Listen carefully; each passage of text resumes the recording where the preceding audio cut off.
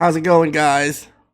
It is June 22nd, and on this lovely Friday evening, I am proud to bring to you another edition of the Mutant XPerience podcast. This is episode 24, and tonight, as my special guest, I am very excited to have none other than Southern California's best Dudley player. Maybe America's best Dudley player. We have the incomparable Surewin. How's it going, Surewin? Good. Thanks. I need to work on my introductions. That was pretty good. So, this is something, it's kind of a gimmick that I want to start in every podcast. I want to try and add some music. I want to try to give the most epic introduction to all my guests from now on. I'll even go back and like George Lucas, how he changed Star Wars, right? I'll just go back and splice myself giving epic introductions to my previous guests. Try to rewrite history. In the background or something. Yeah, right. add some unnecessary CGI to the podcast after the fact. Yeah. So what's up, man? You're looking good. You're looking healthy. It's been good. Yeah. It's getting warmer here, but yeah. Well, I mean, it gets warm in Cali, but at least it doesn't get humid like in New York. I love New York, but the fucking weather, man. This weather is just... I was there last week. It wasn't bad last week. Yeah? Yeah. It was just, it wasn't bad. Yeah. But I think I was in a good time before the humidity starts creeping in, so... Yeah. It's so funny, right? Like, when you think about, the history of Third Strike, obviously, the strongest scene was SoCal, right? Mm-hmm. But, back then. But it's so, like, you would think that, it's weird how, an environment that's so laid back and so fucking chill can create, the toughest Street Fighter players, not just Third Strike players, right? But the best of the best. Obviously people from the East Coast are gonna disagree with me, but like ordinary logic would suggest that East Coast players would be more godlike because they're used to the stress and it's like pressure makes diamonds. You know what I mean? But for some reason, I don't know. A bit more spare time, maybe. Yeah, maybe more spare time in Cali means more practice, right? Exactly. Maybe. So speaking of SoCal, man, tell us a little bit about how you got into video games, or and then eventually how you got into Street Fighter. Yeah, man, I was always. I think I was always into video games as a kid, just growing up. Even. I had an old Atari. That kind of dates me, but I think my first real console was the NES, and start off with that. And but I think the first fighting game.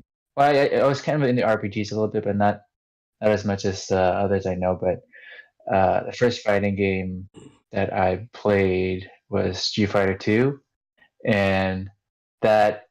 And I played in the arcade. There used to be a lot of arcades in the San Fernando Valley area. There used to be, arcades all at every mall. So every mall you go to, there'll be arcades there now because of the violence or whatever, or the gang activity that used to be pretty rampant back in the 90s. You don't find arcades at any malls anymore. But I remember my uncle got me the Street Fighter 2 for Super NES, and he kind of surprised me with both the system and the game. So that was blowing my mind, as I forgot how old I was, probably middle school or something. So that was kind of the first game the first console, arcade at home. So that kind of. All right. I have to interrupt here, Sherwin. Yeah, go ahead. So your uncle got you the Nintendo. He got you the system, right? Yeah. What was it? Which system? Did it include the robot? No, the robot. Okay, so you got a later package. So yeah. Because there was I just wanted to know what Nintendo set you got, because there was a set right that included the gun and the robot. You mean for the 8-bit Nintendo system? Yeah, I got the gun with Duck Hunt. It's red, right? You got the red. The red. Yeah. Was it red? I think it was red, at the top part, right? Yeah. Yeah. So you got the later set. So I got the one Well, with a maybe it was robot, wondering. which means I'm older than you. Just wanted to just Well, there was confirm, a robot. yeah. I remember the robot, but I didn't get. Yeah, it was this game, right, called Gyromite. And Yeah. basically, like, I don't even fucking remember, like, I can't even describe exactly what you do in that game. But, like, apparently you had this, like, robot that helped you Yeah. play the game. And, like, like, I was, like, I was, like, five. Yeah. Okay, like, I was like 6 years old when my Oh. parents got me the Nintendo, and like I'm Uh-huh. looking at this fucking robot, like I'm like a 6 year old looking at this robot, like, and I'm feeling really self conscious. I'm like I don't like, am I supposed to know what to do with this robot? Like it was like I don't know why Nintendo would even like I I know. don't know. I guess it was for older kids. I don't know. But anyway, go ahead, Nintendo. So. Oh yeah, yeah. So the Super Nintendo though, like that's what my uncle got me, Mhm. the Street Fighter 2, and I didn't have like arcades where you just play pad, so Mhm. every time I go to the arcade, it'll be like weird playing on stick. Mhm. So I'm so used to the pad, but um, yeah. So I didn't really play it competitively. It's more casually with brothers and my cousins and stuff.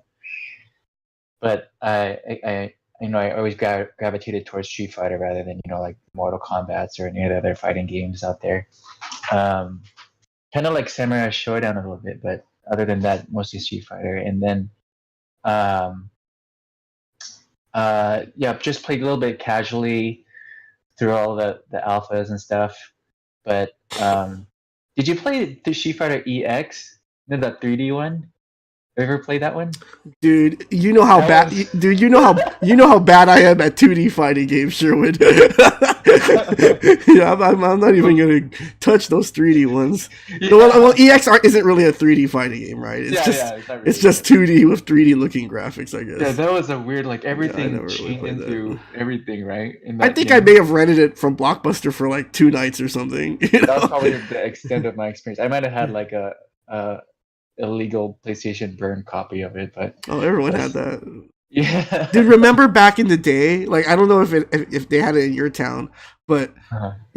and again, I apologize for all the stream monsters who've heard these stories before. But I grew up I spent most of my childhood in I guess we would call it a suburb outside of LA called Monterey Park. Uh-huh. So Okay. so so obviously Sherwin, where Monterey Park is, right? Yeah, all the best Chinese food out there. Dude, but not only did it have all the best Chinese food, I mean, it was a gamer's paradise, Uh-huh. that town, because there were so many video game shops back in the day. Uh-huh. But there were video game shops. Remember back in the day, video game shops started selling illegal copies of games. Oh yeah, that's true. It was the wild, wild west of video Shit. games, dude. When we were growing up, right? Like when you Yeah. would be a store and you would sell illegal copies of games. That's true. Oh man! But then like all these video game stores, they were so sick because like they had all the imports and stuff. Yeah, yeah, yeah. Like I did the little mod for my Super Nintendo where Uh-huh. I removed the fucking the plastic thing on the sides so Oh I could yeah, play yeah. Japanese games and stuff.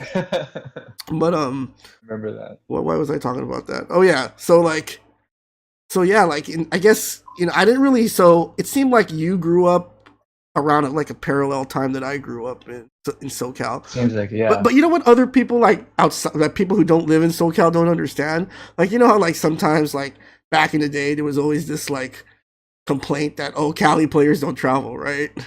Uh-huh. But like we gotta like people gotta travel to meet people in Cali, I because know. it's such a Yeah. big fucking state, right? Like I mean you're Yeah. well for family, like you were living in the San Fernando Valley, so I mean to go to a place like family, whatever. But Yeah, yeah. yeah, but if you were living out like in the Pasadena area, whoo, It'll be a like drive for sure. that'd be a trek. That'd be a trek. Yeah. Yeah, I remember Ryan. He used to live in San Diego, and then family 3 hour drive every time. Mm, Yeah, yeah. I so we got to remember. drive.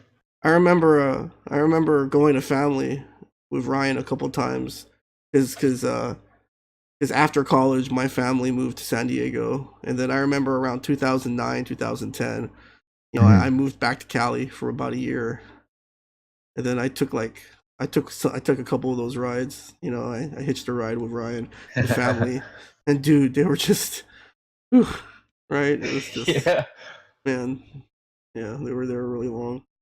So on the way back, I could imagine after like that's a yeah, tournament, you yeah. drive a 3 hour, or I don't know how many. So like, when did you start sort of like playing competitively? I think I probably started playing competitively around 2005 or six. hmm Now, how did you I find out? started. How did you find out about competitive fighting games? Like, or did you always know there was such a thing as a FGC, but you just never really participated in it? I mean, or what was that all about? I really found out about competitive fighting just through family fun, Uh, and um, at the time I was going to school at Riverside, so that's probably like it's like I don't know how many miles, like, 80 or something miles away from San Fernando dude, Valley or something that's like a that. legit 2 hour drive, dude. Yeah, yeah. Riverside to Uh, family, that's legit 2 hours. Legit yeah. 2 hours. Yeah. So I didn't really get to go to a lot of the tournaments, but I played there casually a lot, Uh, and yeah, that's kind of how I found out. Like listening to Doctor Sub Zero podcast and stuff, and watching the videos there at like the compo videos. Remember yeah. that? Yeah, so I kind of found out through the fighting game scene through that, Uh, and the Third Strike through that. so like, Yeah. a lot of players always have an in, right? Like there's Uh-huh. always like a player that kind of like introduces you to like the whole thing. Like Uh-huh. I don't know if again, this is something that I mentioned when I had my podcast with Five Star, but Yeah. ironically, Five Star was the one who introduced me to family Uh-huh. because he was just playing Third Strike at UC Irvine randomly one day, which is where I went to as an undergrad. And after we played, he was like, "Hey man, if you want to see some really high level Third Strike, go to a place called Family Fun Arcade." And I was like, "Oh, okay." And then like a month later, I convinced me and some friends, just kind of because up until that point, I was only sort of playing like with people in Orange County. So Mhm. I only went to Camelot, so like I only played like Polly and Kenai and Yeah. Don, those guys. So and obviously the friends I went to in school, and so I never really knew that there were other places that really played this game and took it that seriously until Uh-huh. Yi was like, "Hey, there's a place called Family Fun." Like, okay, so was there Yeah, like a yeah. player like that for you? Like, was there like somebody that just kind of like, "Hey, man, this is the FGC or this is Third Strike, like this is the scene." Like, Well, when I started playing, it was well, I kind of fell in love with the game first of all uh, because um when it came out, it just looked so good. mm-hmm, The frame rate of the animation, everything looked just like the anime, and I kind of fell in love with how good it looked, and then I just kind of said like, okay, like this game looks cool, the combos look cool and everything. Barely knew anything about the game, and so I just started playing it. And I was at Riverside, and the guy that was one of probably the best at Riverside, is Sebastian. You know Sebastian, right? yeah, Die Almighty. Yeah, yeah. So he kind of gave me like a overview of like what the game scene's like and everything, and he was attending some of the family fun tournaments too. Mm, But I think like I guess my in for I guess the family fun crowd might have been Yi too, just because he was a really good recruiter. yeah, we know we have a mutual friend like his his uh his high school, um the guy I went with high school, he went to my church, uh, and he also played Third Strike casually. uh, So he kind of like I already knew of Yi at the time, but then I was like, "Whoa, you know Yi," and it was funny because like the first time, the first time I've ever met Yi, I don't know if you ever remember this, but the very first time, like I it's probably like my second or third time I went to family play. Uh-huh. So I see Yi at the big boy cab or whatever, and then and then and he's like playing these guys. He's playing, I think he's playing Denshin Ryu, and and then I'm like, "Oh, are you 5 star?" You know, and then he's like, "Yeah, yeah, whatever," and he just like ignores me. He's playing. He looks like he was in the mood of I could see like in his face like playing these stupid scrubs. You know, Yeah. that kind of look. Yeah. Yeah, it's that look of frustration. Didn't want to be bothered at the time. That was my first interaction with you. But later on, of course, like we I guess he was just like my first connection too. I guess, yeah. Do you remember the first tournament you entered at Family? Oh, geez, I think it might have been. It was one of the tournaments that they held on Saturdays. Sometimes it was kind of rare, um, and I think it was just whoever showed up. I forgot even what was the. It wasn't like a it was just like a one-off tournament. And so just yeah, that's probably the first one I entered. Yeah, and thankfully I didn't go 0-2. I got one game in. Yeah, and I was sticking with Dudley at the time too. So Mm-hmm. um, I didn't really. Uh, I just picked that Dudley was the first character I wanted to study because for the first time I saw somebody at UCLA like do those 6 sweeps on Chun-Li. I'm like, oh damn, that all comboed, and I had to ask the guy, how do you do that? Um, and so I kind of fell in love with his combo. So I mean, just the way he like hits people, and it's, the animation and the sound effects and everything look really cool. So I kind of fell in love with that character.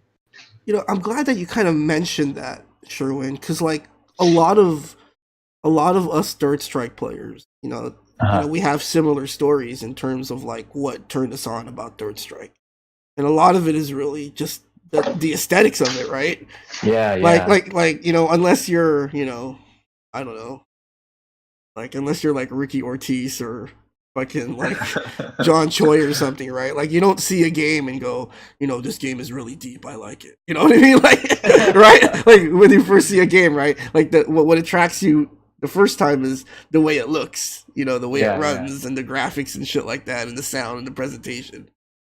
So like, definitely. and I've been thinking the last few days, right? Like, I think Third Strike's popularity has a lot to do with the Alpha series, Mm, because like it's weird because like think about it, okay? So like after ST, right?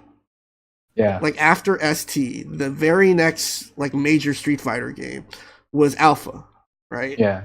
Like think about how different both those games looked presentation wise. You know what I mean? Yeah, Like they really went full on anime that's true. for the Yeah. Alpha series.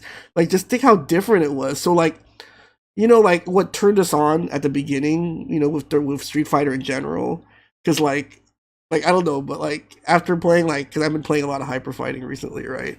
Uh, And it's just like, I'm just thinking like, look at these characters, right? Like as a kid, I really took these characters seriously. Like, oh my god, Blanca, that guy's scary, that guy's sick, right? But like you're like in your 30s now and you look at Blanca and I can't, and every time I play him in hyper fighting I almost crack up laughing because it's like this is the most ridiculous looking fucking character, right? that's true. I used to be like, oh damn, Blanca, it's like Like monster. he's a monster, A little bit of right? blood, a little bit of blood that comes out when he bites When he people. It bites looks you, kind of right? violent. But when you think about it, he's such a goofy looking character, dude. I know. Like Dalsum, right? Like what the fuck? Oh my god. Definitely, yeah. So like, Yeah, yeah, I see that for sure. Like the Alpha yeah, series. I fell in love with the Alpha series too because of that. It's like, oh man, it's like anime. Ken's got like long hair and shit, and got a ponytail. He looks like an anime character. Yeah, right. A lot of us were turned off by that, but millions of others were turned on by that. But I feel like after like the Alpha series, then like the new generation came out, right? Uh-huh. And like I don't know, like it felt like they were trying to make it more serious, almost, like trying to Yeah. recapture that, like, because once we got to Alpha 3, that game just got really silly. You know what I mean? Both like presentation wise, there were like 65 fucking characters, right? And like in the last version of Alpha, obviously, the fucking Vism is broken in that game, and then the game just run its Crazy. course, that series, right? Yeah. But like, Totally. yeah, right? Like Third Strike, dude. That's Yeah. like, After that, after like Alpha 3, and then it seemed like Third Strike, like the frame rate, and it seemed like more like simpler, the system, yes, yes, and so like, oh man, this looks something that's not like cartoony, wait, yeah, it seems more like serious. I could relate to this more, get more into this. yeah. So yeah, that's what I liked about the game at first. Yeah. Yeah, and then like combined with the fact that it wasn't silly shit like like Alpha Yeah. series, right? But then there were still those sick ass combos, Yeah. you Yeah. know, and like they look hard to do, unlike some Vism combos, right? Like in Alpha 3. Like it sounds like I'm totally shitting on Alpha 3, right? But that's like the Alpha game that I played the most, actually. But Yeah, me too. but like it was just something about Third Strike, right? Like they tried to bring back that serious edge, and at the same Yeah. time, they had these really awesome looking graphics and combos and stuff. Yeah. So anyway, so you get into your first tournament, and Mhm. so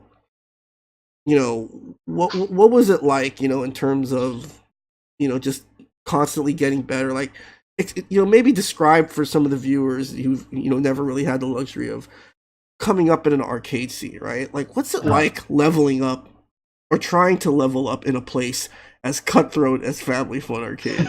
Like, like what was it like? Just kind Oh of man. improving. Yeah, you just have to. Yeah, it was pretty cutthroat back then. The game scene has definitely changed since then, especially the Third Strike scene. You kind of have to earn your merit back then, and there's not. I mean, there's not too many people that are willing to go out and like help you out. So you kind of have to see for yourself like how to improve over time, and kind of just be honest with yourself and in terms of your weaknesses and and how to improve on those things. But yeah, I think that the scene back then was definitely more cutthroat and a lot more shit talking and everything, even Yeah, amongst the SoCal players. So yeah. um, and so like I think it was, yeah, it's uh trying to get better at that is definitely at that time was had its challenges, but also it's if you could get if you could find a way to do it, it kind of makes you a better player in the long run, I think. Hmm. So, you had mentioned that, right? Like that, not a lot of players back in those days would be as forthcoming, in terms of helping you. Mm. But were there players, like, as you were becoming more and more sort of involved in the family scene, that were Yeah, sort of instrumental in your development as a player? yeah, definitely. He was he was the guy, and he was like I was one of his students, like and he taught me a lot about the game, Hmm. not just about the game, but like the mental aspect about competing and everything, and Hmm. so that he really helped me out and how to approach the game and everything. So um, I think just having him to play against and someone to having him as a person to help me out was a big help in me improving in my Hmm. in my game. So he was actually like I mean, he's how he is. He's pretty brutally honest. Hmm. Yeah. So Yeah. when I suck, he would tell you suck. He wouldn't beat around the bush or anything. He'd just be like, "You're shit," you know. Oh, I know. So like, you gotta learn to take that. You gotta have thick skin, but then it's you have to see the truth in what he's saying Uh-huh. and take how he is. He's an upfront guy. He's not gonna like give it to you nice. He's gonna Uh-huh. give it to you how it is. I guess that's why they called him Kobe Bryant, right? Yeah. That Mamba mentality. Mamba mentality. Do you remember kind of like the tournament where like it was kind of like your coming out party? Like, do you remember like a tournament where it was like, oh man, that Sherwin guy's pretty good? Like, or like was there like a moment, or did it just kind of gradually just kind of happen? I think, yeah. If I thinking about it now, I can't really pinpoint if there was an exact moment, Uh-huh. but yeah, I don't know. I think just because mostly I played at Riverside because I was there most of the time, and they had a showcase cabinet there Mm-hmm. with like American sticks, American buttons, and everything. But and the sticks were really crappy, and I just got used to playing on those sticks, Mm-hmm. and so by the time I got used to it, I could play on any stick that was considered crappy by Yeah. other people's standards. Um, I think just I guess around the Riverside scene, like I used to like just practice combos like when I all the time on Uh-huh. PS2, and that's how and just get my execution down. Mm. Not even like practicing any gameplay or anything, just combos and making sure I don't like screw them up. So that's where I first started. But I think that I think just around the Riverside crowd, like as I got more consistent and beating people, then they started recognizing me. It was kind of a gradual Mm-hmm. thing with the family fun crowd. It was kind of a gradual thing for sure. It Mm-hmm. wasn't like one thing. It wasn't like a oh damn he did so well in this one tournament.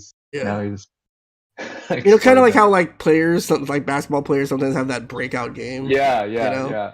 like, but do you remember like maybe like your first like? Do you remember what was like your first really big tournament win? Like you beat somebody that you were like, whoa, like he's good, and I Oh, beat him. dude. Man, I can't think of anybody at the moment. Um, yeah, really. There's not one guy that I They're thought. all just victims to you. No, they're all just yeah, they're all just chalk I marks. actually didn't do too well in the tournaments until like later, and also at the same time, I didn't really attend that many tournaments. Uh-huh. So um, yeah, I think like I mean I got a few wins on Yi sometimes, some of like the smaller dungeon tournaments, but Uh-huh. I guess that yeah, that's the like, biggest win Yi. I think I still consider him the best. Uh-huh. Um, yeah, so it's Yeah. probably. Oh yeah, I think when I beat Kenai one time, I thought that was Okay, there you good. go. Yeah, I Kenai. knew There you you go. would. I knew that memory. You would jog that memory back. It'll come back to It me would come back to like you. lightning. Yeah, right. Wow, you beat. I don't think Like I've oh ever. shoot, Sextaro. I don't think I've ever beat Kenai in tournament. Yeah, I think it was I think one of the smaller Yeah. tournaments, if I remember right. Like there's always like small tournaments that they would hold just Yeah. randomly. Like I've Um, beaten Pyro in tournament. oh, I've okay, beaten Yi in nice. tournament, but I've never beaten Kenai. Yeah, that was It's yeah, just he's something fuck. else, man. Fuck. I have like cold sweats, just thinking about just God. Yeah. Yeah. Well, I mean, you were using. I don't want to. I don't want to. I don't want to make any excuses, No, but that goes pretty But tough. But I don't want to. yeah, yeah. So speaking of which, though, oh, actually, you know what? Maybe we could. Maybe now's a good time to take a break. But when we come Okay. back, Sherwin, I wanted to talk to you more specifically about Dudley, right? Like what is it? Like what is it that that really like why did you choose Dudley and why do you continue to use him and why do you think he's such a fun character? But that we'll talk about that among other things. But once again, guys, you're watching the Mutant XPerience podcast, episode 24. And so stick around and we'll have more podcasts when we come back. Remember, tonight's guest is Surewin. See you in a few minutes.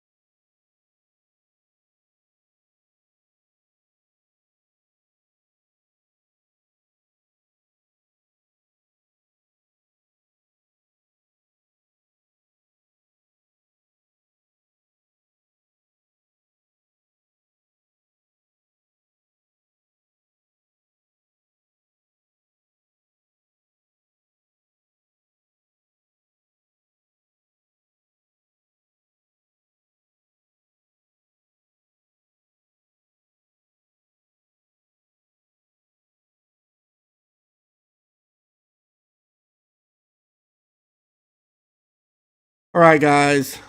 Once again, Mutant XP back on the mic. Welcome to another episode of the Mutant XPerience podcast. For those of you who are just joining us tonight on the show, we have SoCal's best Dudley player, if not the best Dudley player in America, Surewin. So Surewin, before we went on break, I asked, I had mentioned that I wanted to kind of get into some like Dudley specific questions, right? Mhm. So like, why Dudley? Like what makes him the guy?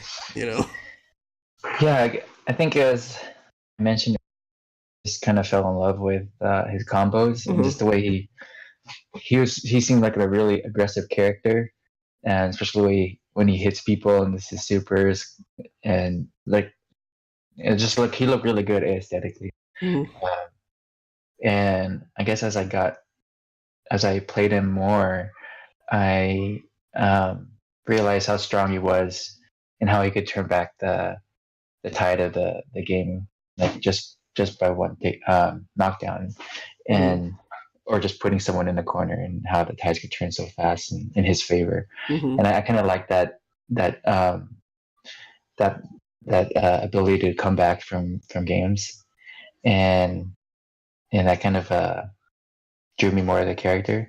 And at the same time, I play more. You tend to recognize his weaknesses also. So that was kind of his mid-range game is not the best, and so that was one of the things that kind of tempted me to try to switch characters, but I kind of stuck with it and just playing. Yeah, it's funny that you like, because I hear that answer a lot actually. With a lot of other Dudley. One of the things that they love that players that Dudley mains love about Dudley is that he's such a, like, people like to throw this term around, right? Like, he's such a momentum character. Yeah. You know what I mean? Like, but then like in the last few months, right? Like I've been thinking about that term, and it's like aside from like 12, right? Like aside from like 12 and maybe Q, like almost every character in this game can be considered a momentum character, right? Like, yeah. Like think about it, like Ryu, Denjin, right? Ken, obviously, Chun, even Necro, Yang, Yun. I mean, almost the Goki for entire sure. Goki for sure. Almost the entire cast has that potential for momentum and turning the tide. Elena, but she has to take more risks than other characters, right? Mhm. For the momentum. And I always wanted to ask a Dudley player this. It's like, so like you're in the midst of the comeback, right? And you're applying pressure and stuff. Like when you're doing that, Sherwin, like, are you like have you committed, right? Like, are you like, okay, I'm just gonna go in, right? Uh-huh. Or are you, or are you still in the back of your mind? Because like, one of the things you don't rarely see, right, is when a Dudley player is in the midst of turning the tide. Very, very, very, very infrequently does the Dudley player just all of a sudden just block, right? You know what I mean? Right? Like Dudley players just, you know what I mean? So I think how do you apply pressure? yeah. Like, what is your sort of philosophy on sort of applying pressure with Dudley? Like, in those situations where you're trying to turn the tide in a match. Yeah. I think that also depends how much life you have too, Yeah. right? Oh. But at the I kind of use that to my advantage at the same time. Like the mindset where people might think like I'm just gonna go in and do something every single time, Mm-hmm. and I try to like decide when's a good time to block or delay my attack. Mm-hmm. I think delaying it, especially if they're gonna expect Dudley to do something like right on the wake up, delaying attack is a kind of a pretty strong offensive option for him Mm-hmm. because they're not going to try to jump back or something like that or wake up themselves. Um, and so I think he's such a threat when he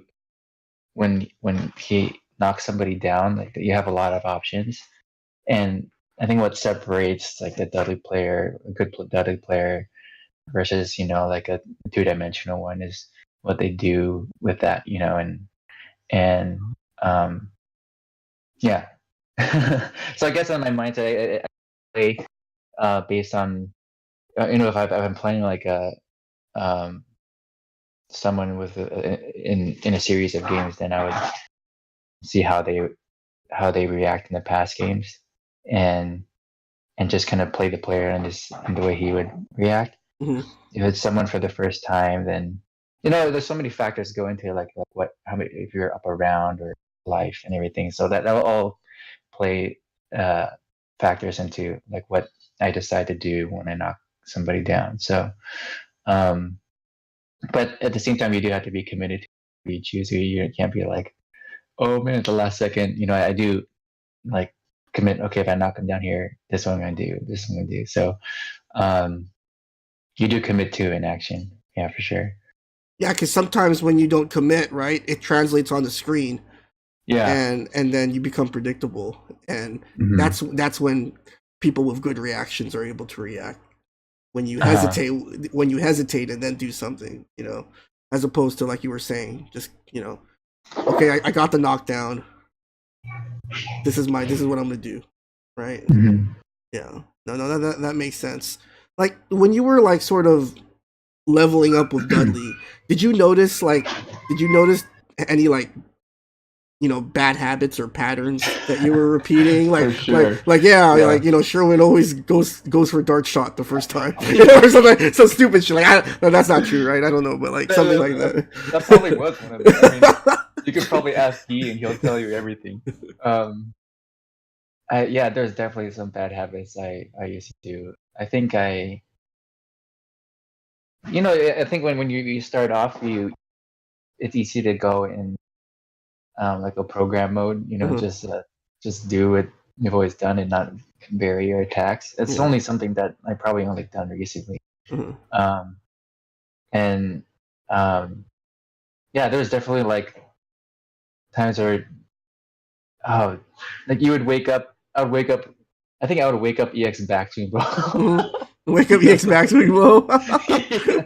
Yeah. It's funny though, because like against like average players, it's not a bad option, right? Yeah, maybe do it like every. Yeah, there's Yeah. some Dota players that would probably still do it now, like who get called out on it. But Yeah. that's one of the things I probably did a lot of dart shot too, abused that a little too much and got Uh-huh. predictable on that. And going so you when you try to abuse like your character's strength, then you become predictable, right? So you have Mhm. to vary it in that in some ways. Mhm. Yeah, because it's like, I guess what I'm sort of trying to get at is like whenever like I just like mess around with Dudley, right, and I get the knockdown, like I'm just like, I don't know, like it's weird because it's like my mentality is I'm just gonna do the first thing that comes to my head. Mm-hmm. You know what I mean? Like I get a knockdown with Dudley. Okay, hard knockdown. And whatever's the first thing in my head, right when I get that knockdown, I'm gonna do it. You know, like it's like it's like, and then like that like sort of forces me to just okay commit, right? Like that's what I'm Yeah, gonna do. But like then I start realizing like the first thing I'm always thinking about is dart shot. Like and you know there are those rounds right where like that'll work, you know, like where yeah, sometimes like the player will just guess wrong every time. But you know, yeah, I guess yeah, what I'm getting at is like it must be really hard like as a Dudley player to know when to, you know, like we were saying, right, to know when to pause or know when to, you know, hesitate or know when to, yeah. you know, that must be really hard, especially in the heat of the moment when, Mhm. you know, you're building this momentum. It's like I'm just curious, Yes. like how you keep sort of how do you keep sort of a level head in those situations and kind of go, okay, you know, I Yeah, I know I think got my like opponent in the ropes, but uh, I also can't like completely go off the rails here. yeah, exactly. So like keeping him in the ropes. Yeah.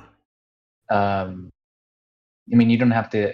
I mean, you're or like it's something I kind of thought about like recently after um, like watching Kokachun recently and like Hmm. how um he really like breaks down the guy and he doesn't like the threat of dark shots always there, and I think Hmm. like just knowing that the threat is there and using that to your offense it'll, like helps you out, and so people always think that you're gonna attack, but if you like throw him like two or three times, like, oh, what the hell's going on, they just kind of start breaking mentally, and then they'll start trying to do something, Yeah.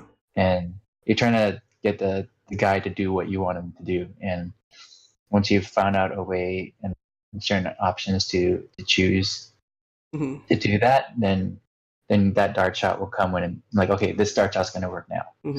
for sure.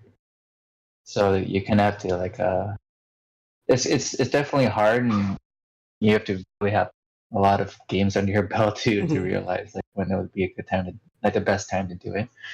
And at the same time I'm not saying like I always pick the best time too, but it's something that like you try to strive for as a daily player. Hmm. So let's fast forward a little bit, you know, because I would love to talk to you for 4 hours, but that's probably not going to happen. It's it's you're much more of a family man than I am. But so let's fast forward a little bit to you know, to the first ever TFC. Hmm. Because I feel like you know that you not only did you do really well in that tournament. Well, I mean, you know, you did yeah, you did well. But that was really like the first time that you were able to kind of showcase your skills and talents to a wider audience. You know, can you sort of just describe what that experience was like, and you know the first TFC finally being, you know, really traveling somewhere else to play Third Strike Yeah, and being able to yeah. That interact was with the all these first time different players. I think that's the first time I like went on a plane to go play Third Strike, and so that was a um yeah, I think is a little nerve wracking at first, just because you're playing with a lot of players for the first time. Um, and Yi kind of, because he's a teammate at the time, like talked me and Bean through it.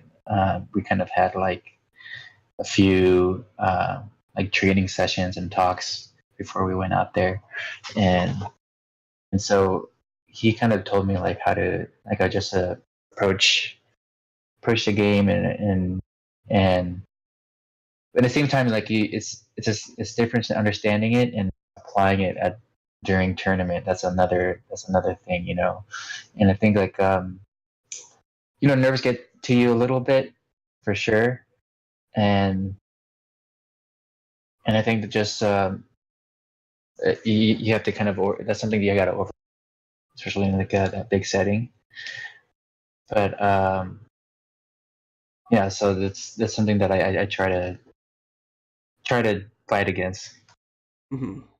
So, in the singles tournament, correct me if I'm Uh-huh. wrong, but I think it was you had to go up against Bean in the single tournament. Oh yeah, I think I did. Yeah. Did you That beat was him good. or did That Bean kind of beat you? sucked. I forgot which. I beat Bean. Oh, okay, Yeah. so that was kind of unfortunate, Yeah, that kind of sucked that we got you know. paired up there. But but yeah. So like, That's how it goes, though. did you? So I guess you were saying you did feel a little bit of, you did feel a few nerves when you Yeah, finally yeah, got on the yeah. cab.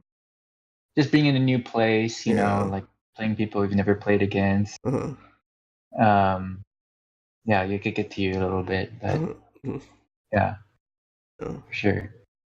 So, what so then, let's just fast forward a little bit more and let's go to the second TFC, right? TFC 2017. So, what was your mindset going into the second TFC?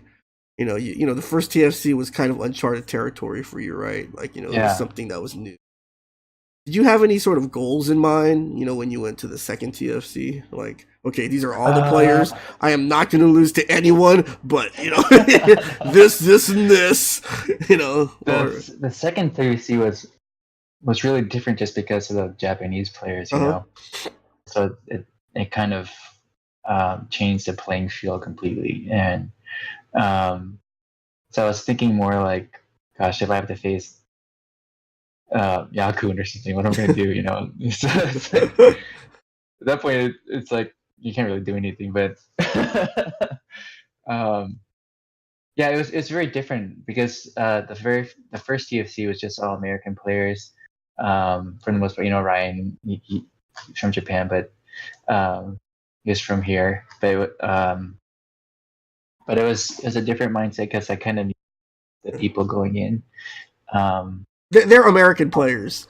Actually, yeah, let, they're let's American let, players. let's pause here and let's just. I'm going to give you my take on this. Okay, all right, Okay. all right. So if the first place you played, whatever country, the first place you played Third Strike, right?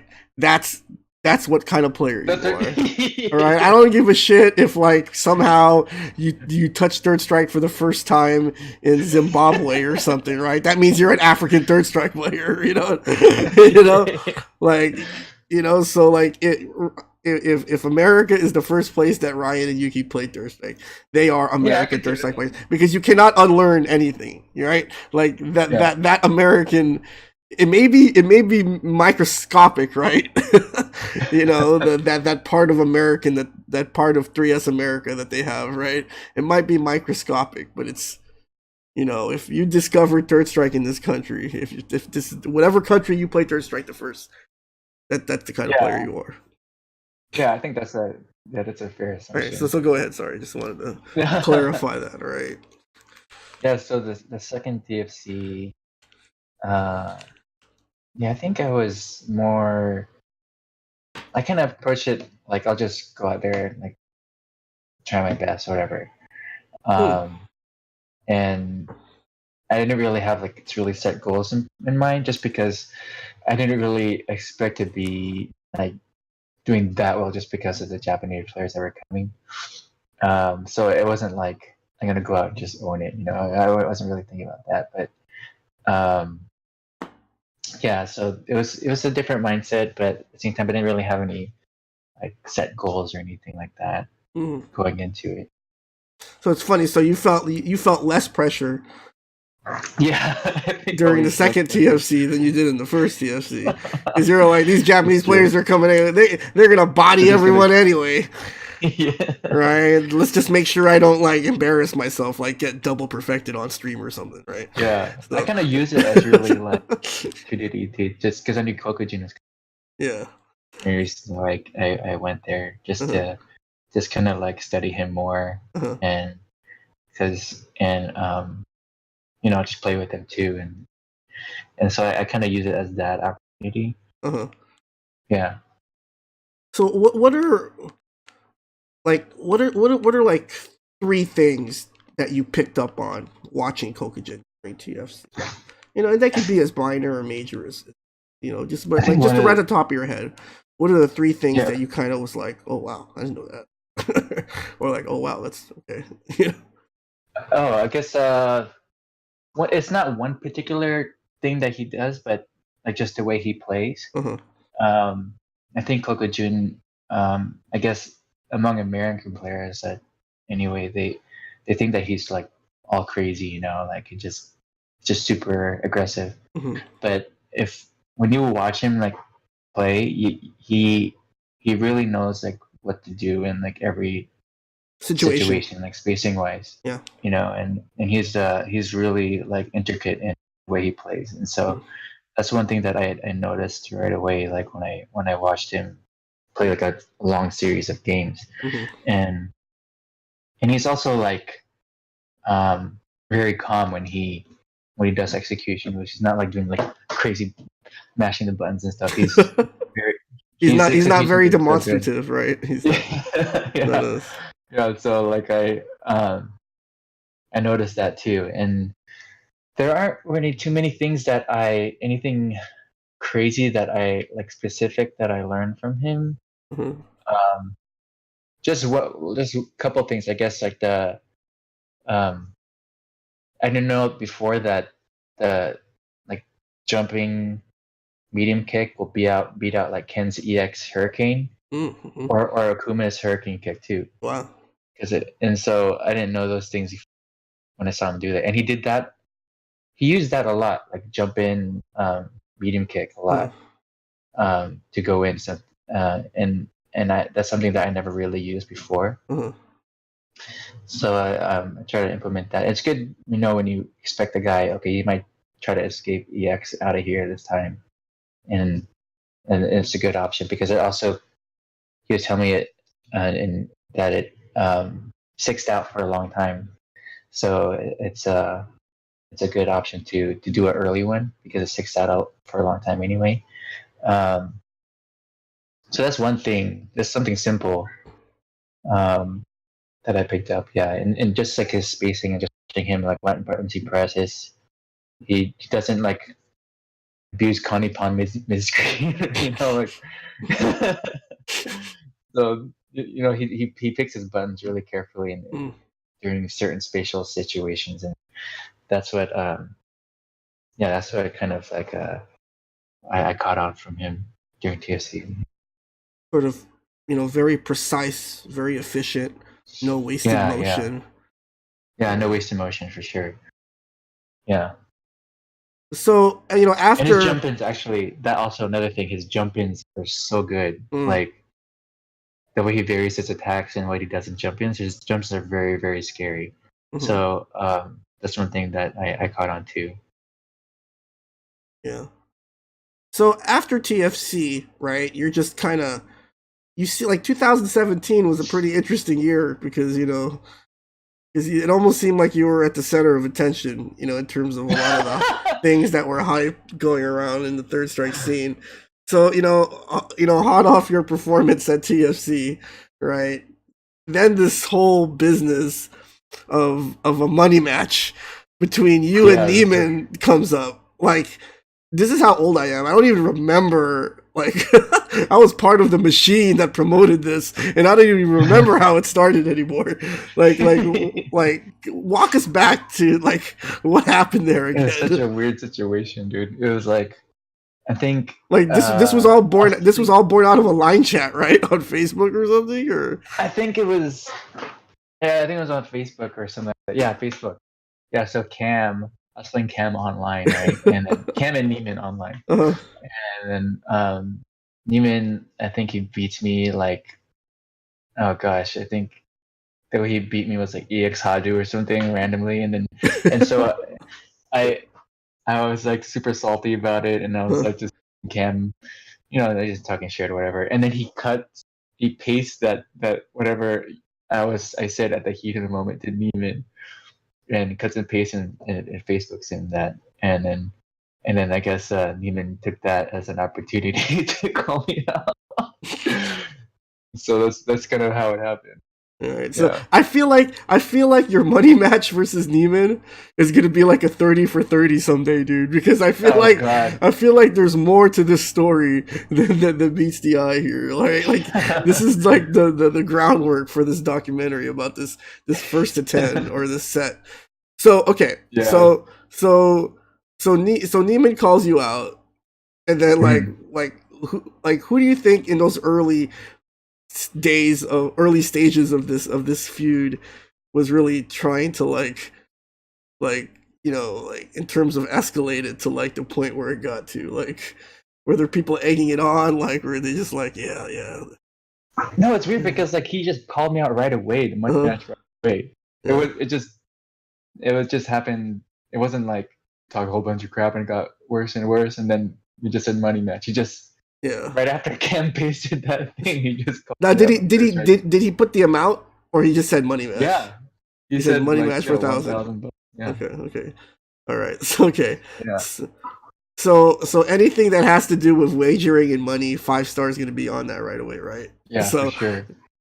like okay, so I remember now. Let me pick up the narrative because this is where I remember Uh coming huh. into play. So I think he messaged me, and like he was telling me about this Sherwin versus you versus Neiman thing, and like we were just kind of like he was just telling me like yeah we should hype it up or something, and we should do like a podcast and have the both of them face to face, like on some UFC shit, right?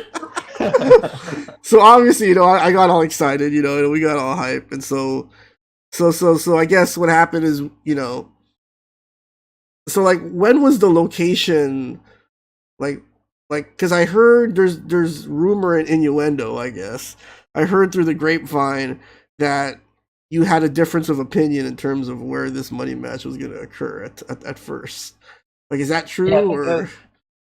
it's just like the time and place. Uh It was just so dude, what was happening then? I think I had to pick somebody up from the airport that night, uh, and it would have been better if it was at Boiler just because it was closer to uh, where I live, and I'd have like Don's is like 45-minute drive for me. uh, Um, and it was just the timing was like really weird. I didn't get to play uh like I think I could play like 3 games before we yeah.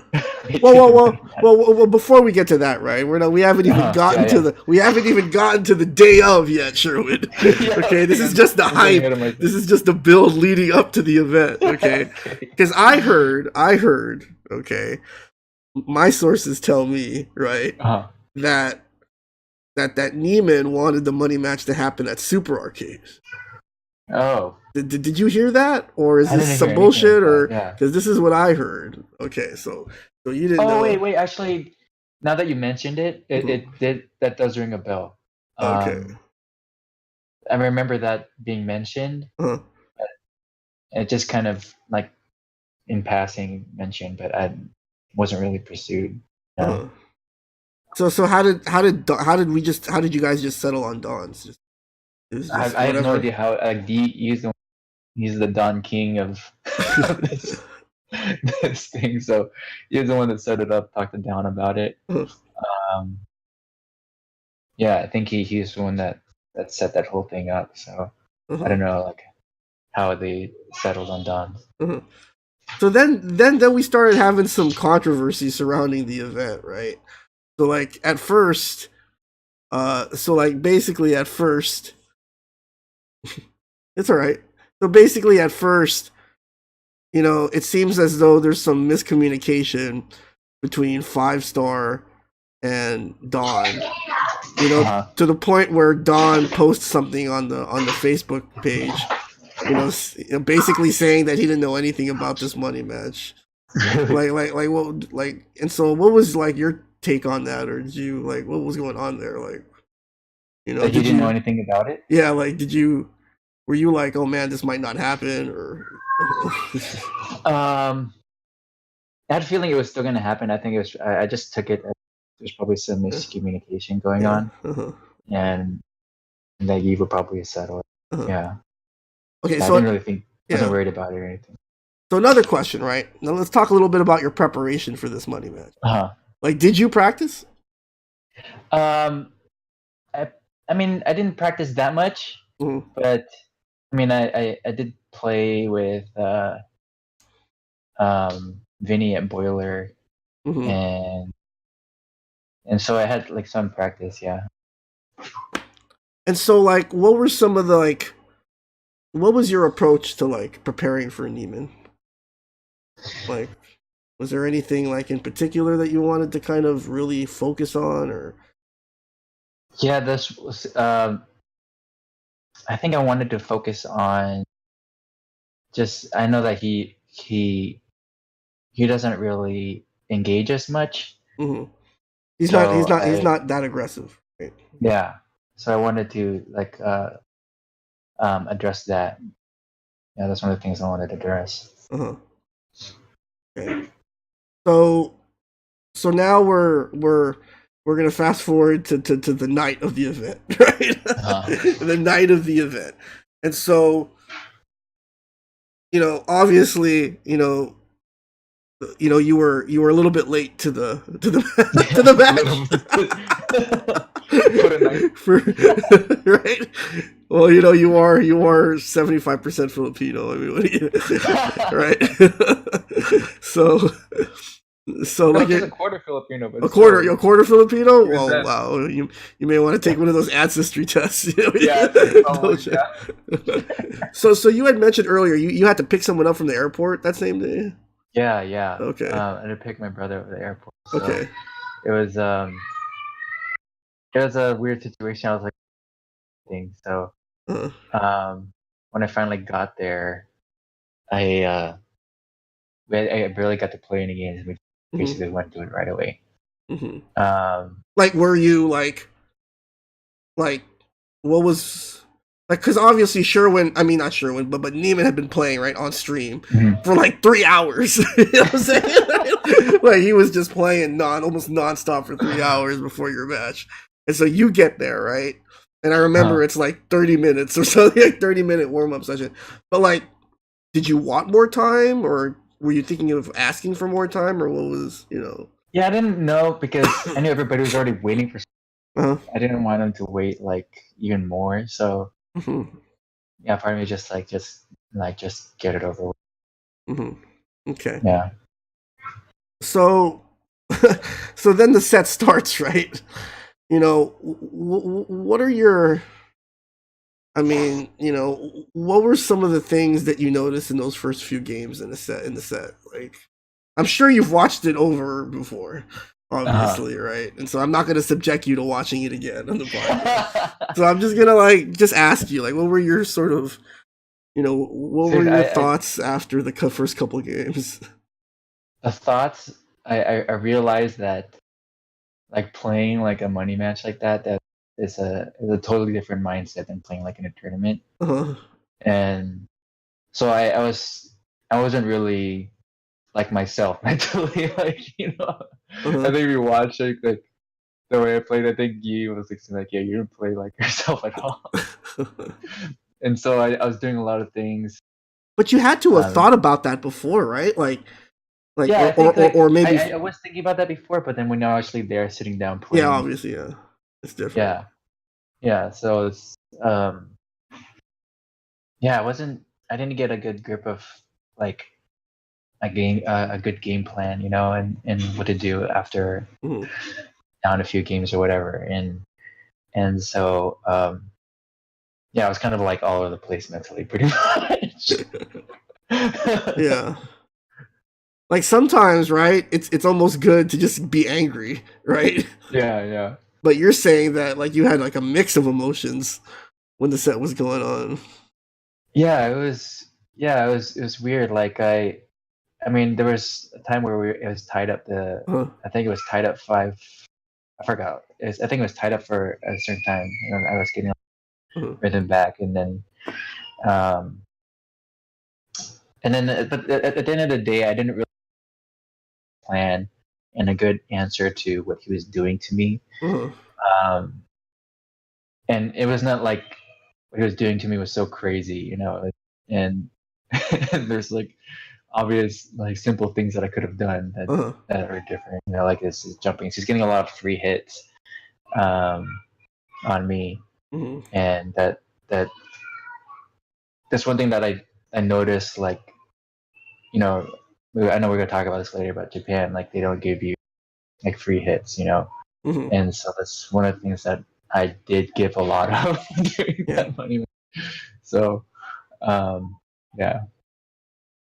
I mean, I guess, at this point, I mean, obviously execution is important, but it's, I guess like you were saying, right, the mentality, like, just sort of acknowledging that, wow, the stakes are so high, and I've never played in a match where the stakes were this high. Yeah. Like how, and preparing, trying to prepare yourself for that, you know. Uh-huh. Like obviously you're gonna get nervous, right? Whether like you prepared for it or not. There's Yeah. obviously a point in the set where you're gonna get nervous. I guess it just depends on like, how well you can handle that anxiety, right? Yeah. How you can manage Yeah. that. Yeah. How you can turn that negative energy into positive energy. Anything like, I don't know, not to take away Neiman or anything, but like the fact that just like the whole day was just kind of like a messed up in terms of the scheduling, and Uh-huh. for me, on my part, and me getting Yeah. there late, getting rushed in, Uh-huh. I didn't really get to a time to really like focus mentally before the match. So yeah, I think that's part of the reason why I wasn't there all there mentally. Mm-hmm. So, just kind of mercifully fast forwarding to the end of the set. No, I mean it wasn't bad. I mean, Neiman ended up winning it 10-6. Despite a valiant effort, obviously from yourself, Sherwin. And Mhm. so, like, what was your initial feelings after the set just ended? Like, were you just like, God, I want to run it back so bad, or did you just like, I just want to go Yeah, home? I think after the set, I knew I played like crap. Uh-huh. Like I knew like it wasn't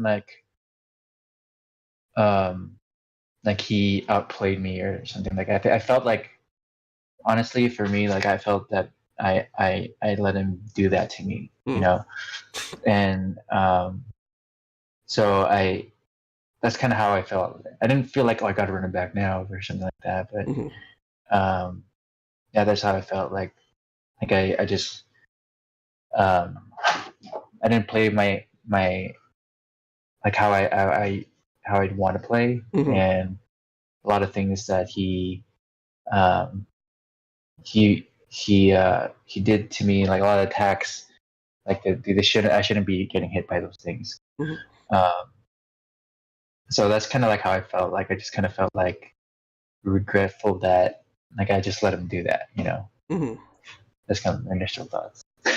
Well, before anyone, criticizes me for being too overly critical of you, Sherwin, I do want to say, I do want to applaud you because no one, no one has that. Not everyone is made of that stuff that allows you to put a, huge amount of money on the line for a game. Like so, like kudos to you, man, because like that's a lot of pressure. Not only a handful of American Third Strike players have played for any like real money. Hmm. Like just off the top of my head, right? Like I know Amir and Shen Chang had a money match for like four Oh. figures. I think Oh, Fat really? Bear. I I didn't know think that. Kai and Fat Bear. I think they had a match. They had a money match for like $1,000 or something, or something like that. So not many people, you know, unless those games, unless we weren't privy to those games, right? Like they were Yeah. happening in like in a super underground location. But yeah, man, kudos to you, dude, because like not everyone has the balls to, you know, to play and wage that much, wager Yeah. that much. Sometimes I would. I mean, like I would like to run it back someday. It's not like one of my top things to do. I did talk to him. Uh-huh. No, seriously, like I feel like, especially after coming back to Japan, playing the Uh-huh. Ken players there, and knowing like how good I am with Ken Uh-huh. against Ken, like um, I felt like it's not like a top thing, but I would like to run it back, but maybe Uh-huh. not for just do a regular first 10 with no money or anything. Oh, Uh, okay. but uh, I mean, I I, I felt like after Japan for sure, like that I just had a different mindset about Third Strike in general. So. Mm-hmm. So before we go on our second and final break, I do want to address one last thing that happened in the set, or well, after the set, right, on the stream. Uh-huh. So after the stream, Neiman gets on the mic and apparently volleys a challenge to Frankie BFG or Frankie 3S East Coast version, right? So I'm gonna put you on the hot seat right now. I'm Uh-huh. gonna put you on the spot, Sherwin. You've played both players. You played both their cans. Mhm. If they were to run a first to 10 for money, for the same amount, like say for example, for the same amount of money you guys ran it for, who do you think would come out on top? Like with the money variable, that changes a lot of stuff. Yeah, it does, right? It does. It really It does. I've really never really thought of it like how much it would. Like it really does. Money changes everything. So when you say that, it's like when you ask me to pick a side, it's kind of hard. Like you don't know how those players will react and how they'll play. Uh-huh. Um, and But that in like to that. me, and this is not a knock on Frankie at all, but to me, if they were to run the match, like Mhm. Neiman already has the advantage, I think so right? too. Because he's already won a set. You know what I mean? Yeah. He's already felt he's already had that experience. You know. Yeah. Um. That's why I'm not on the. I don't have it. Yeah. I think if it was just a regular first to 10 Uh huh. money involved, I think I would pick Frankie. Uh huh. The fact that there's money involved and even coming, you know. Well, come on now. Let's try to give Neiman a little more credit here. No, but, He's not chopped liver or something. no, he's definitely not. Yeah, for sure, he's definitely not. But yeah, money does change everything. So on that note, guys, we're gonna take our second and final break. But when we come back, we're gonna have more Mutant XPerience podcast with Sherwin, and we're gonna talk specifically about his experience at Co-op Cup and what the future holds in store for him. So once again, guys, you're watching the Mutant XPerience podcast. We'll be back in a couple minutes.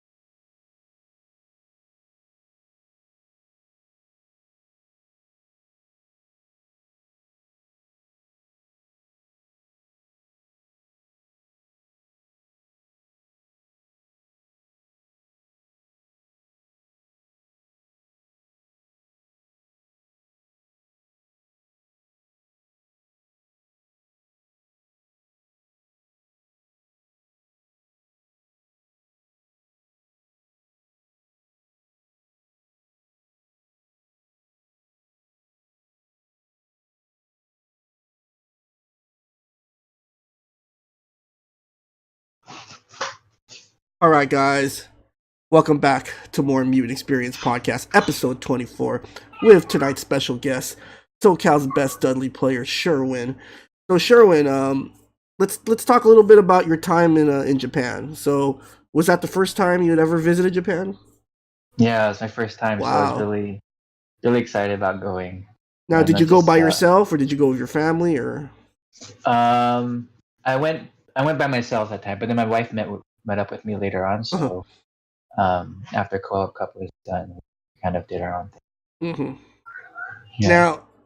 Now tell me about because for those of you who don't remember, Sherwin teamed up with Aaron, the Necro player, five Mhm. star Yuki, no, not Yuki, yeah, Yeah, Yuki Yuki was. and Yeah. Ryan, right? Yeah. That was the team. Yeah. So tell me how that team kind of came about. Oh, I think Ryan was kind of like the orchestrator of the putting the team together. Mhm. So he had Yi wasn't fully committed yet Mhm. when we started putting the team together. Mhm. Um, and I think he didn't really come in until later. And same thing with Yuki, because he had to get his he would he didn't know if he could make it out in Japan during that time and everything. So we had to wait for him too. But I think early on, Ryan kind of um, reached out, or I forgot. I think I told Ryan that I was planning to go, and then um, he said that he wanted a team, and then I was trying to get Yuki on board too. Um, and and at the same time, he said like, oh, I haven't even met Aaron or knew anything about him, Mhm. but he said he's a good necro player, and um, so he's the one that kind of put the team together, and so Yi came in last minute and not super last minute, but like he was one of the last people to be added on, and same thing with Yuki. Awesome. Yeah. So did you guys in an effort to build team spirit? Did you guys all fly together or did you or no? No, we all came in different times because Okay. again Yi kind of came last minute too, Uh-huh. so uh, he didn't get his ticket until like way later, Damn. so he had to pay a little more extra for his ticket. Uh-huh. So by the time he got his ticket, I already had my ticket like months before. Uh-huh. Um, Same thing with Yuki too. So I didn't get to fly out with either. I don't like, man, I'm gonna get this cheap ticket now while it's cheap. Yeah, so I didn't get to fly out with him, unfortunately. But I met up with him. Actually, I think Yuki and we stayed like in the same Airbnb. We got there, so and then we stayed in Koenji. I think Five Star also stayed in Koenji, but different place, different. Yeah. Mhm. So when you got to Japan, it's like did you go to the like where's the first place you went? When Uh, you landed, where's the first place you went? First place we went. Like I first think we significant went. place. Oh, I think when I landed there, it was really like early in the morning in Japan, probably Oh, like 4:30, 5 o'clock in the morning. yeah. So I was so dead tired. I just kind of went to Airbnb and slept. Uh-huh. Then Yuki was supposed to meet up with me later, Uh-huh. and his flight landed a little bit later. So when he came, um, I think the first thing we went to Cube right away Okay. because his Cube is right there in Okay. Koenji. All right. So we went to Cube, and then we Uh-huh. met up with a lot of the other people a lot of Americans that were there too. Mhm. Um, so I think that's the first place I went to was Cube. So what did you how many days did you have before co-op cup or pre-co-op cup? I think I landed on Tuesday, or yeah, I think Tuesday. So I had like 3 or 4 days or something like that. Hmm. And so did you and did you enter pre-co-op cup? Yeah, I did. Kokujin actually put a team for me, so I teamed with like a few Japanese players, Uh-huh. and he said unfortunately like the team A for Dudley was already filled up, and so he teamed me with a guy that one of his Dudley students, Mm-hmm. and back in his hometown, Mm-hmm. and so I teamed with him, and yeah, that was my team. Awesome. How'd you do in pre-co-op cup? We did pretty well. I think we beat the first. We went the first round, but we lost second round, Uh-huh. and Oh, that's good. um, I think we went to the playoffs, Mm-hmm. and then we lost the playoff. Did you play for your team or no? Yeah, I played. I think once on my team for the Mm-hmm. team, and it was I think it was the Ying team that we were playing against. Yeah. So, Yeah. you know, I've never sort of gotten a chance to team with other Necro players before. Uh-huh. Because when I went to co-op cup, I teamed with Tits on the All Ken team. Hmm. So tell me what that was like. Just kind of teaming up with other Japanese Dudley players. Yeah, it was. It's like They were like, obviously, unless you speak Japanese, there's going to be some uh-huh. sort of communication barrier that Yeah, might there's definitely exist. some. Thankfully, there was. Their English was pretty good, Uh-huh. and they were able to communicate with me, and but then it's not like we could strategize or anything like Yeah. that at that level. Uh-huh. So it was kind of it was definitely limiting in that sense. Just, So we were like, oh, who wants to go first and stuff like that, and yeah. it was. I mean, you just kind of get thrown in the fire, kind of, Uh-huh. and so I just let them decide like who we'd want to, who they want us to go first, Uh-huh. Um, so that it was it was limiting because of the language barrier for Yeah. sure. It was fun at the same time. Yeah, I had fun. How did you do individually in the pre-co-op cup? Like, did you how many players did you beat? I think I beat just one player, and then like I got Hmm. yeah. Yeah. What team did you lose to in the second turn? Oh geez, it was I think it might have been the Ibuki team. Oh wow. It was um geez, I forgot who was on that team. The well-known Ibuki players. Yeah, Like one of, was Blue on the team? Higa? yeah, he got. It's weird because like it's so bad, like because he was one of the people that I played with a lot and like kind of got to know during the trip, and I just totally blinked out on it. Uh-huh. Yeah, it was Higa's team. Yeah, that we lost. Oh wow. Uh, like and here you are, I play Tenrin all the time. I got this. No, actually, like playing him really helped help me play against Uh-huh. Higa, and I think that I played with Higa a lot Uh-huh.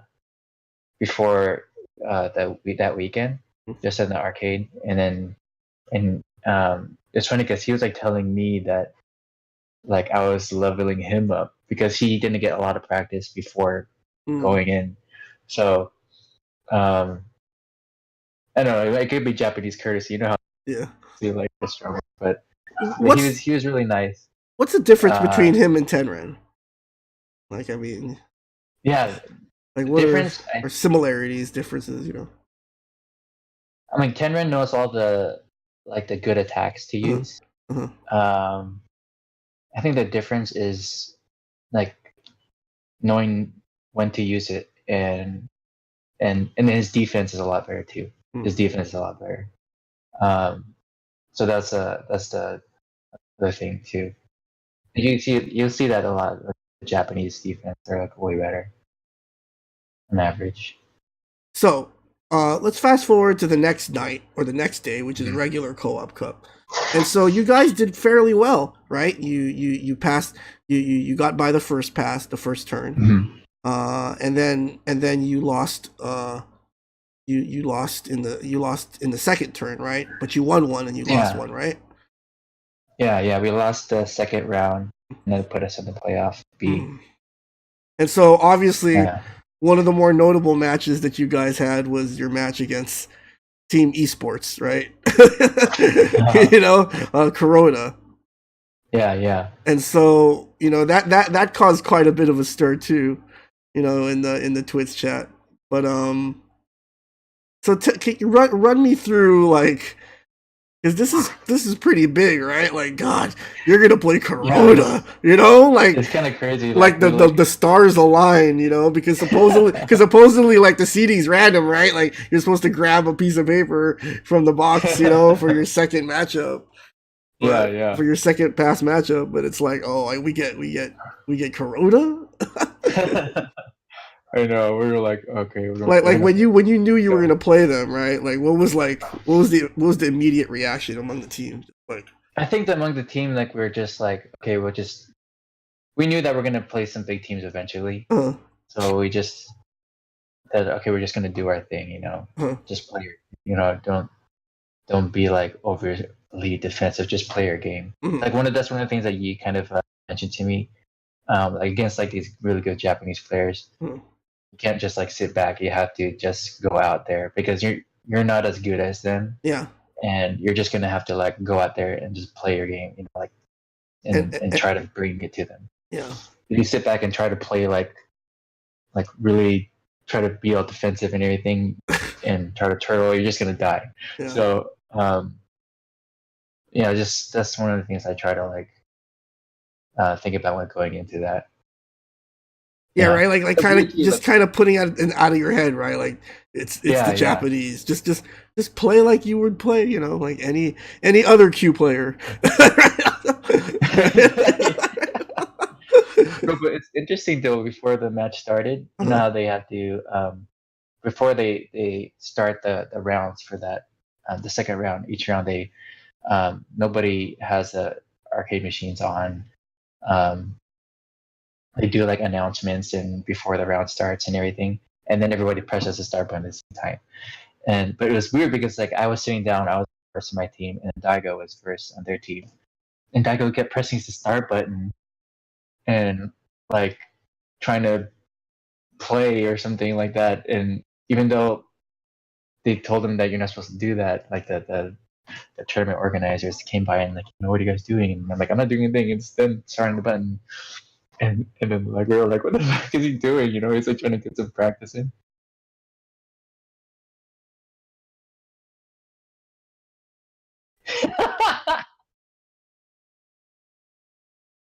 I know. I know, seriously. So I know you're making too much noise. You put I know. Seriously. We thought it was kind of weird too. Like, but whatever. Yeah, it was. It is what it is. But yeah, it's like just that was the first thing that popped in my head, right? Like Yeah. it's like imagine these staff members having to talk to like people like Daigo, right? And just be like, "Excuse me, Daigo, can you not mash start, please? Can you not text during the? Can you not text during the like telling Michael Jordan not to dribble a basketball?" Yeah. uh, anyway, okay, so run me back through that set and how it went down. Oh, we know how it ended, but how did it how did it start? It started with Daigo, right? Yeah. And who did Um, and it was you and Daigo first, right? I think that was the way mm, the set started. yeah. So I Yeah, played him. He was doing some wonky stuff, man. yeah, Like what is he doing? We were thinking, like, what the hell yeah, is he yeah, trying to like troll us in some way or something that? yeah. Or whatever. We just like Brian just said, just beat him, just beat him. Uh-huh. Um, so I did that, and after I beat him, it was weird too because they're putting our match on the big screen, Yeah. and I think we were it seemed like nobody was playing at the time too. It's weird because when I looked around, everybody was just looking at our cab, and so it was as if we were playing on stage or something. So it was weird. Um, when I played Kuroda, well, because you're only playing against the team that has Kuroda, fucking, MOV was on that team, right? Haitani, no, I think Haitani. MOV was a different team. Yeah, no, Haitani it was Haitani, Kuroda. Wasn't Mester MOV, on that I think team? MOV, yeah. MOV was on the team. Yeah. Well, whatever. Yeah. It was Team Esports or whatever. Yeah. Yeah. So, yeah, then the Kuroda match happened. Uh-huh. Yeah, it was weird playing him. Like, you don't want to be like too predictable and too eager, but as a Dudley player, there were some instances like I could have won the match. I think I might have been the closest to beating him out of all of them. Well, maybe we can watch that. Yeah, okay, we can watch that. Maybe we can watch that. So let's there go ahead and like I could have done the end. Go ahead and watch Team USA Kuroda. It's been re-YouTubed thousands of times. You know, with different show me beating Daigo. With different incendiary titles like Kuroda owns US free or whatever. Let me see if I can find it here. Kuroda. I have to put 2000.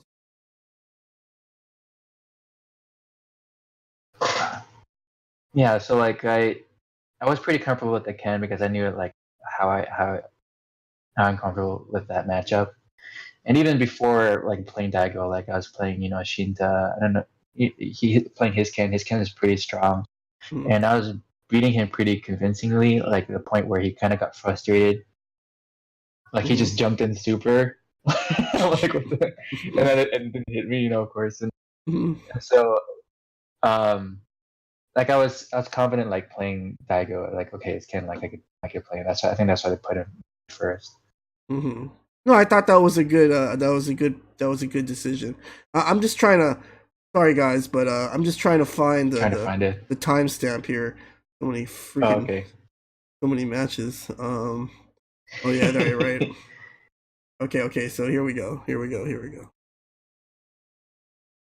All right.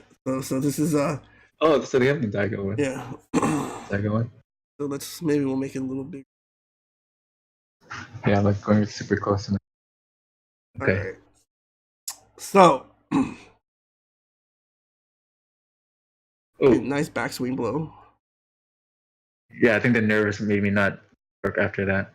Yeah. Dude, that was a good move. I think he got me this first round. Oh, how'd you get hit by that? How'd you get hit by that Tatsu? You blocked the forward too. Oh yeah. Oh my god, let's go. Jump jab. Oh my god. Yeah, so like this is when I think Ryan told me to come. I think it's that was like a 7-Eleven match.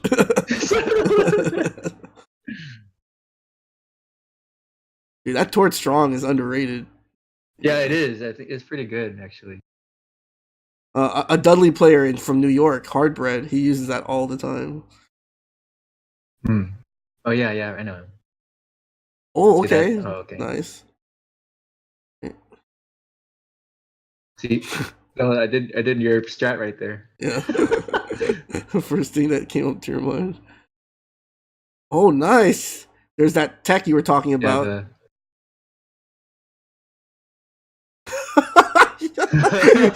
I like how he saw the Shoryu. He saw you block the Shoryu, but he did super anyway. He's like, oh, all right. I'll just do it. Maybe he'll try to red parry and then fuck up. I don't know. So Daigo's got you on the ropes here. Nice punish on the dad. That was nice a good wake up. Yeah. Ooh, gotta believe. Yeah, that one. They're spacing out with that Tort Strong again.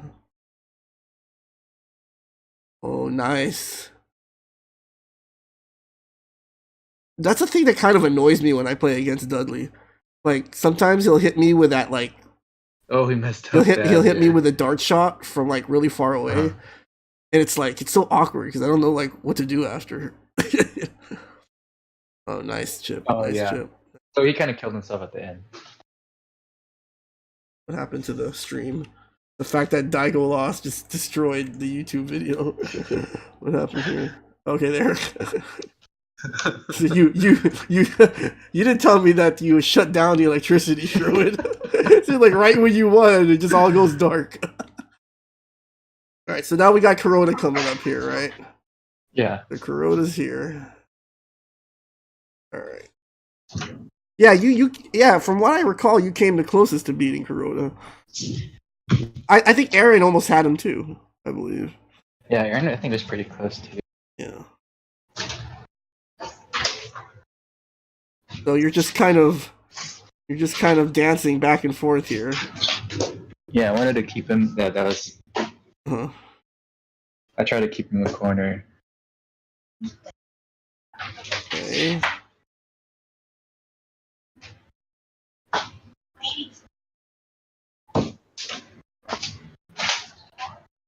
Okay. Grab. Oh, car grab back into the corner. Yeah, cover break. Yeah.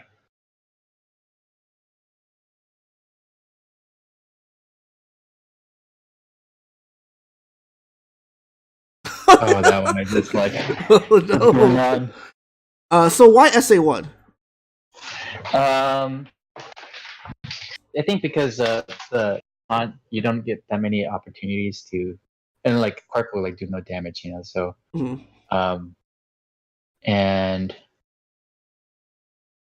yeah, so that's one of the reasons why I guess I want. Like, if I want to hit him with, then I'll make sure it's a more damaging one. Okay.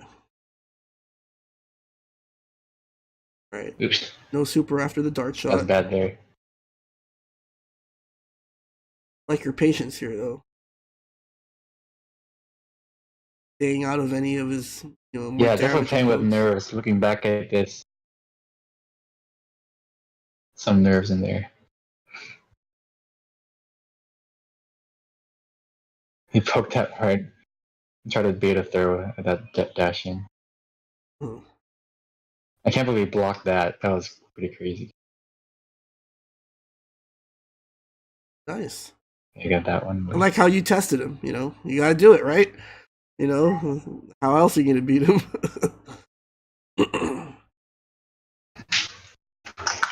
Testing those corona reactions. Yeah.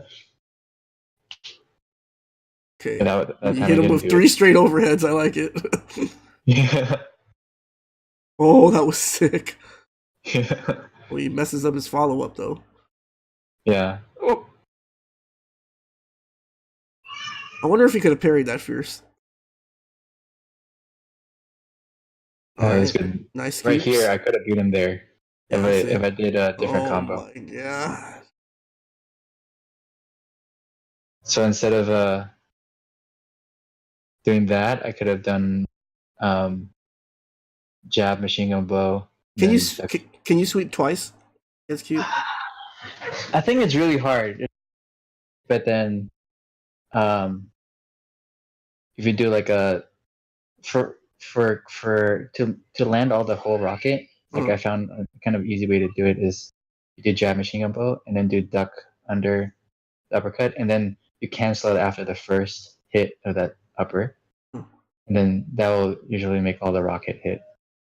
Well, how about just doing duck under straight? You could do that too. Yeah, you could do that too. I think that would have been Yeah, just do a duck under straight super. That, but I've seen sometimes that bounces him off too. True. But yeah, that the straight would have been an option too. All right. So we don't have to watch the rest of this. We all know what happened. We all know what happened. But obviously, still a very impressive performance from yourself, Surewin, and the rest of Team USA. Thanks.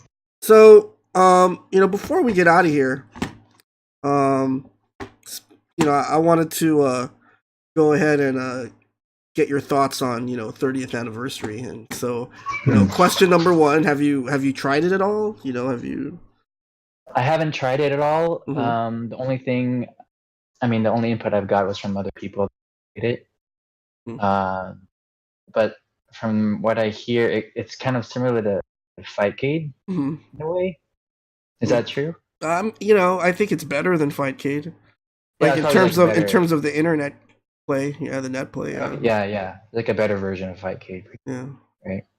And how is the input lag though?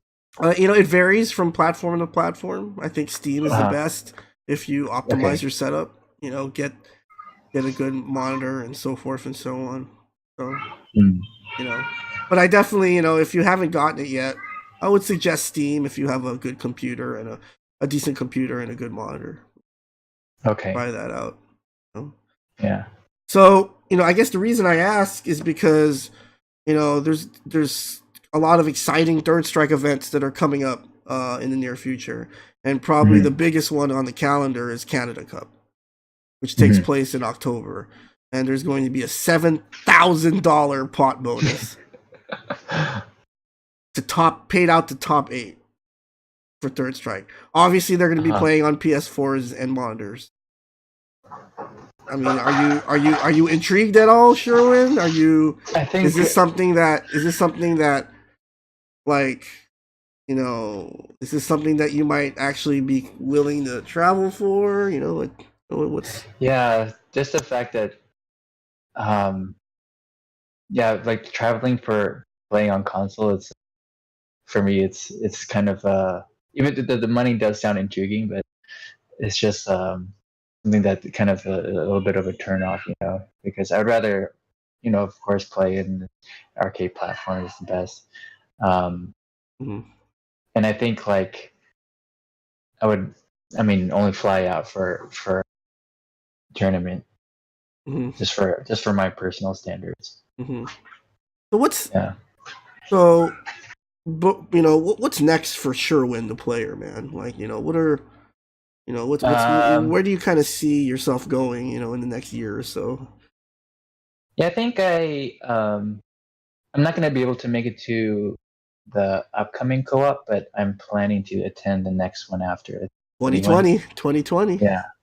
Yeah, so that's in the future, distant future, Mm-hmm, and I haven't really made my mind up about that either. So that's still up in the air too. mm-hmm. So we'll see about that too. And have you been playing lately, whether it's at Dawn's or the Boiler? Yeah, I've been playing a boiler Mm-hmm, mostly.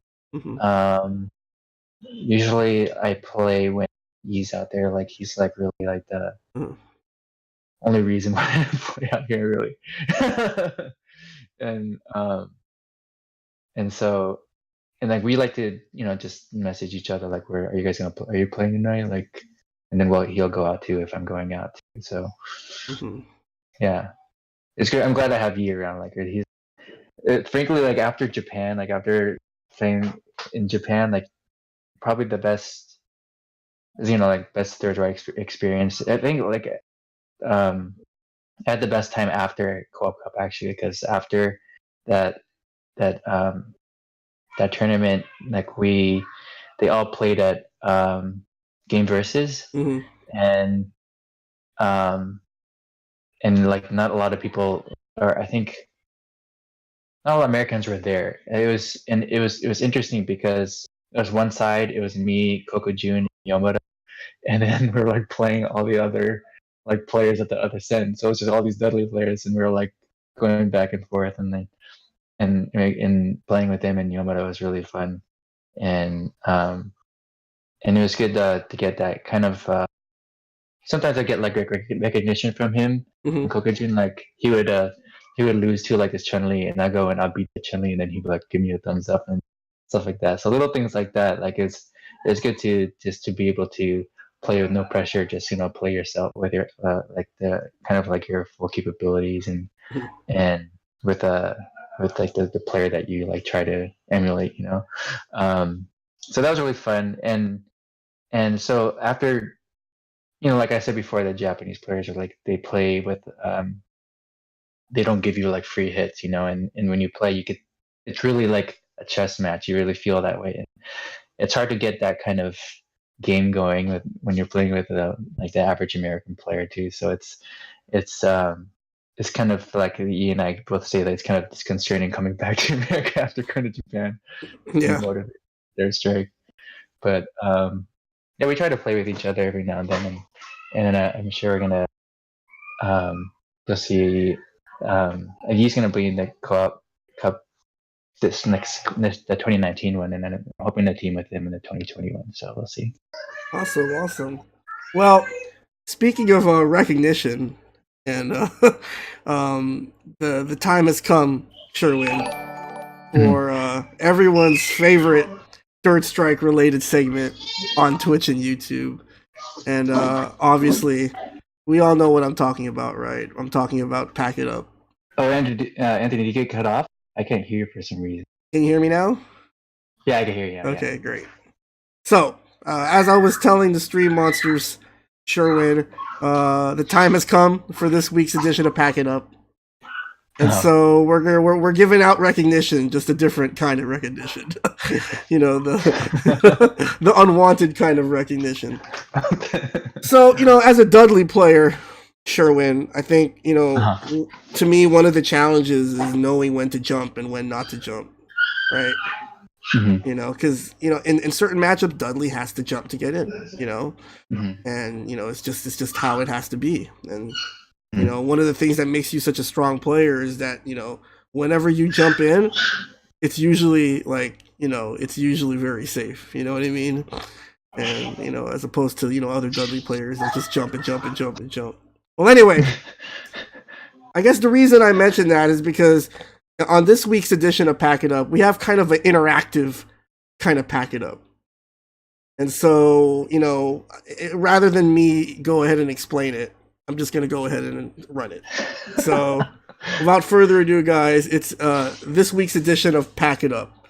And we're calling this week's edition the Jump or Block edition of Pack It Up. All right? So, check it out.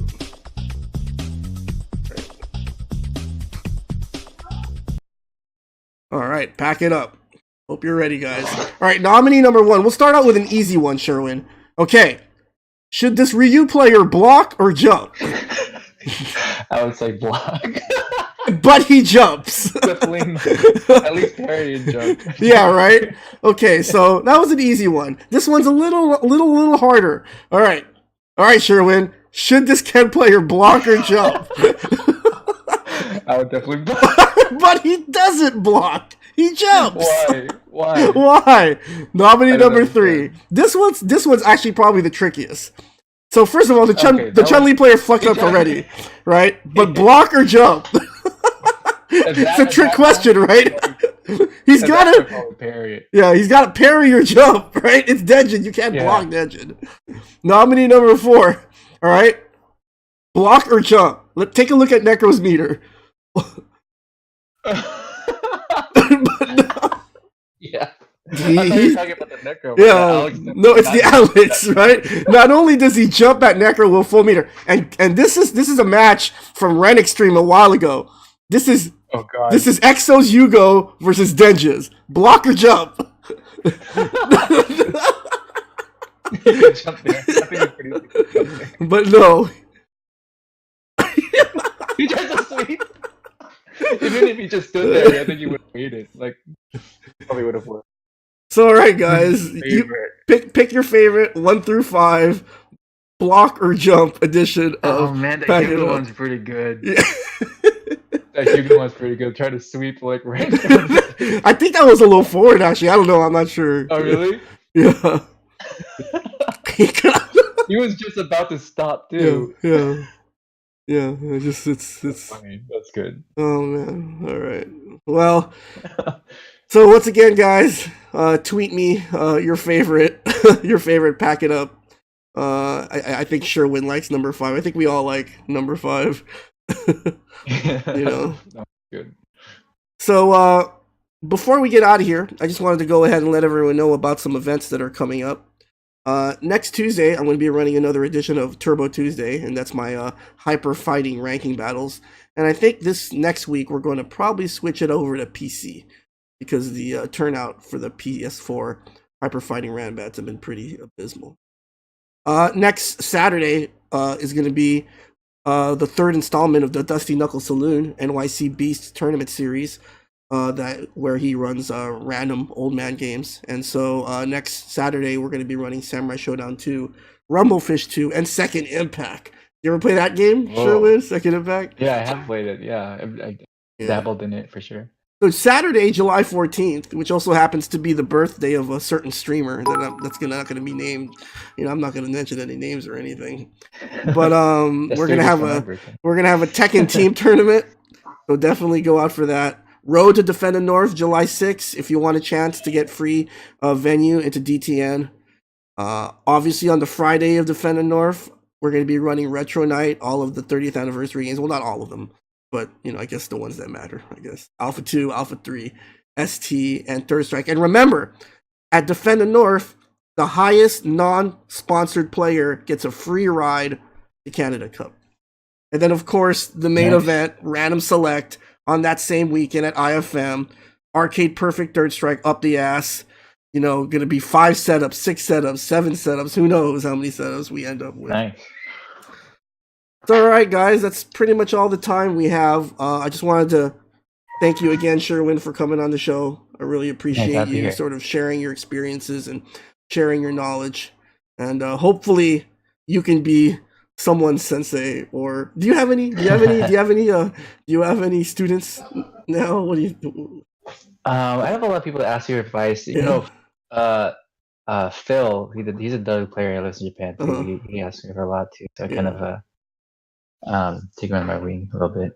Well, it's not going to be too long before someone calls you senpai, right?